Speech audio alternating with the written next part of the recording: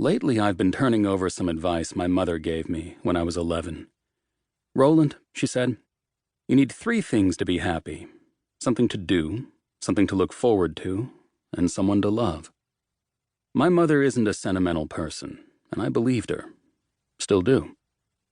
Once I had all 3 of those things going in my life. Then my someone to love was swallowed by the dark Pacific, taking with her my something to look forward to and most of my something to do. This was some years ago. We don't heal stronger in the broken places, but we do heal. I'm a private investigator. You need certain qualities for my kind of work, such as being mostly sober, alert, and mission-driven. Durability helps too. I was once a Marine and once a deputy, and am forever a Ford.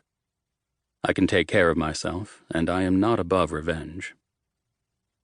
Most private investigators you've heard of were born of simpler times, when the world was noir and the streets were mean. But as you know, more than the streets are mean. Schools and churches, synagogues and mosques, casinos and nightclubs. Our republic of violence. A gun in every hand and a million camps of grievance. Fresh menace in the air. We PIs have changed with the times. We're a tougher crew these days because we have to be. Even without our afternoon appointment, I would have recognized Dalton Strait when he came through the door of my office.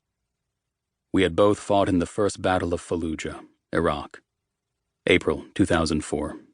Some of the darkest days of that long and wasteful war. But we never met over there, different battalions.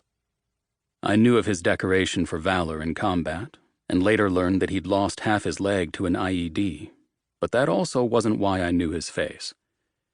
Now Dalton Strait, Republican, 82nd California State Assembly District, limped across the wooden floor with his wry, TV-tested smile, his wing-tipped prosthetic foot clomping heavily on the worn hardwood floor. A wrinkled navy suit and a worn brown briefcase in one hand. He looked like a salesman on his last call of the day. We shook hands, and he sat across the desk from me, setting the briefcase on the floor. Full face, blue eyes, thick brown hair. The suit looked expensive and fit well. White shirt, a red striped tie. "Nice office," he said. "Not really." "No, but we have a lot in common." I told him I'd followed his political career. "I should have hit you up for campaign money. November's just 6 months away." "I hear it's going to be a close election," I said. Strait shrugged, gave me a blue-eyed inspection. "Then I'll put you down for $1,000. That'll get out 3,000 more mailers. They're nice, 3-color and glossy. You're right, the election is going to be close. My opponent is cuter than I am, and she's outspending me 4-1. I love representing the North San Diego County. I love this little Fallbrook." He nodded at the window toward Fallbrook's Main Avenue, a quaint street in a small town in the most populous state in the Union, part of his 82nd District. Fallbrook is old-fashioned, but evolving with the times. Norman Rockwell with occasional shadows. Rich and poor live together here. We try to be race-tolerant. Conservative territory sprinkled with liberal outposts. And plenty of characters. Originally founded dry, there are still many more churches than bars. Classic cars sail the winding roads, grand as yachts. We grow the best avocados on earth and bill Fallbrook as the avocado capital of the world. Don't you forget it. In fact, I'd known of the Strait family since the year I moved here after Fallujah and became a deputy. The Straits were long and well known to the sheriffs, a plainly visible line of scofflaws and small-bore criminals fired into California by the Depression and the Dust Bowl. They'd settled in an East County of few people, sparse law enforcement, rugged mountains, rock-heaped hills, and low desert.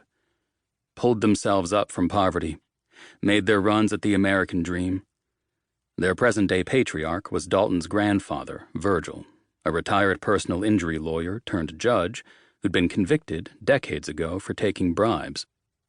Dalton's father, who'd founded the local Better Burger fast food chain, had been wounded during an armed robbery of his flagship store in El Centro 21 years ago and remained bedridden ever since. Last I'd heard, Dalton's younger sister, Tola, was running a string of almost legal marijuana dispensaries in and around San Diego, while his older brother, Kirby, had just finished prison time on fraud and tax evasion charges.